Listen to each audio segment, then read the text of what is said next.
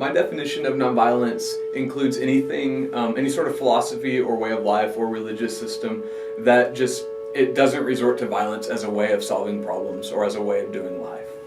It is the refusal to use any violent means whatsoever, including willingness to suffer physical harm or even death rather than use violence.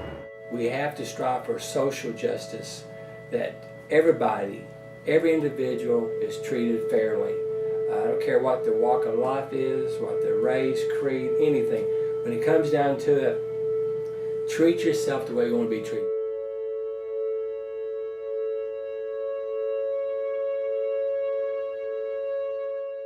Fayetteville, Arkansas, a city of many cultures. We interviewed multiple local religious leaders about their views on nonviolence. I don't think that nonviolence is effective at solving conflicts. I certainly think it is a way of walking in conflict without escalating into violence, but I don't think that nonviolence in itself solves issues. I think, like I said, it is a way to prevent the escalation of a conflict. People like Martin Luther King and Gandhi, they used nonviolence as tactics to solve problems and to change history, but the solutions came about through policy, and they came about through large masses of people getting on board and demanding change. It can be. My religion is not a religion of nonviolence. It says you should defend yourself, including by violent means. The Talmud says if someone comes to kill you, you should kill them first. Namely, if that's the only way you can avoid being killed. And of course, this is far from the ideal. The ideal is an ideal of peace. And you should use any means to avoid getting to that situation. But if violence is what you need to do to save your life, then you do it. Being honest, open, and willing with ourselves.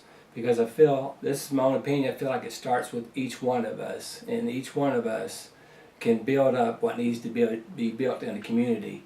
I think so often we tend to let the other person take the responsibility, but I think we all in our own society have a responsibility, and that responsibility is to be, to be fair and to be open and concerned for the welfare of other people. This is where nonviolence is the primary dominant philosophy of the culture, but it doesn't necessarily come hand in hand with Buddhism or with Christianity. So religion, it does inform nonviolence, but it isn't the sole determining factor. You have a lot of atheist moralists. You have a lot of people who justify nonviolence on ethical grounds. So it's not the only determining factor. Well, some religions strongly promote nonviolence. The Quakers, I think, really very often live up to their ideal of nonviolence.